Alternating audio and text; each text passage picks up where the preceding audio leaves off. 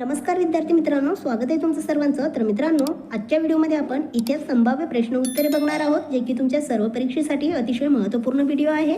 तर व्हिडिओ शेवटपर्यंत पूर्ण बघा. त्या अगोदर तुम्ही जर आमच्या चॅनलवर नवीन असाल तर चॅनलला सबस्क्राईब, लाईक आणि शेअर करायला विसरू नका.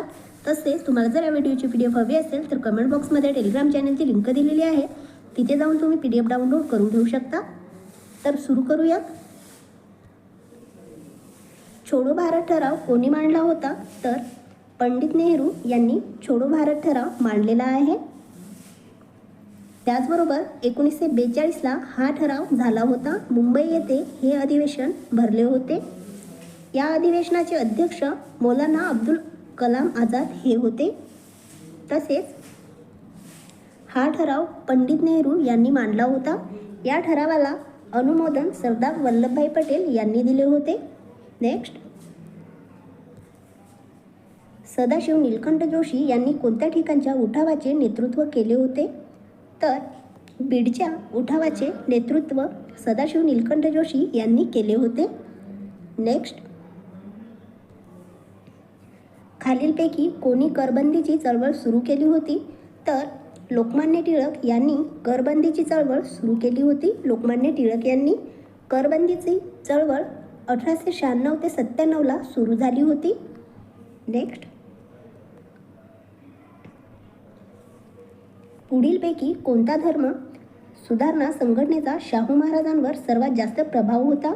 तर आर्य समाजाचा सर्वात जास्त प्रभाव होता. तसेच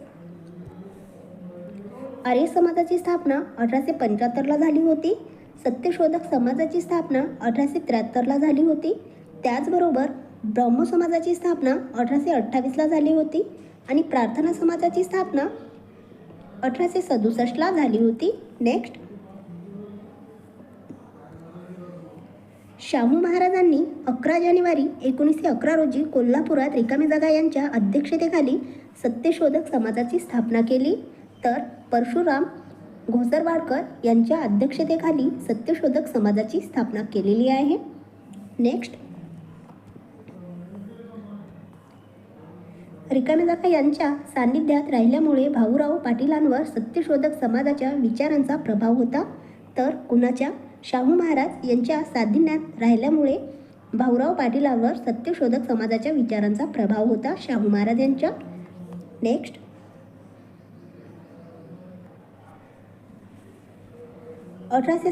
मध्ये दादाभाई नौरोजी यांनी ईस्ट इंडिया असोसिएशनची लंडन येथे स्थापना केली होती.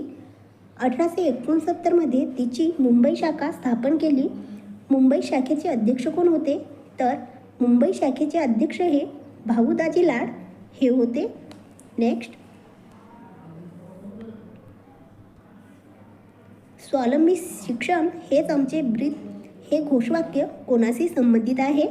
तर रयत शिक्षण संस्था या संबंधित स्वावलंबी शिक्षण हेच आमचे ब्रीद हे घोषवाक्य संबंधित आहे. नेक्स्ट, ख्रिस्ती मिशनऱ्यांनी सुरू केलेल्या धर्मांतर प्रक्रिया विरुद्ध सर्वप्रथम आवाज कोणी उठवला? तर बाळशास्त्री जांभेकर यांनी आवाज उठवलेला आहे. नेक्स्ट,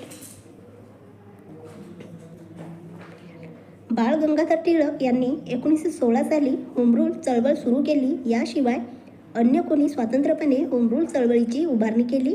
तर ॲनी बेझंट यांनी स्वतंत्रपणे होम रूल चळवळीची उभारणी केलेली आहे.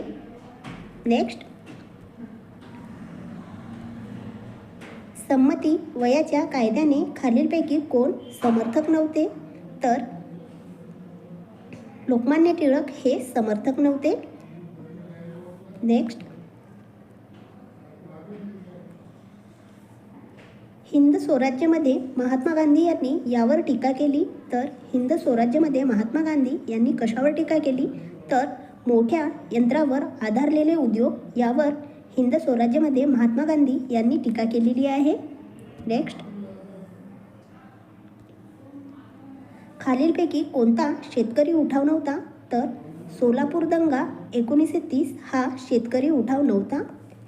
नेक्स्ट,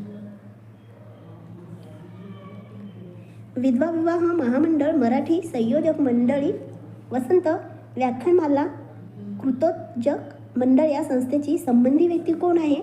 तर न्या रानडे हे या संबंधित आहेत.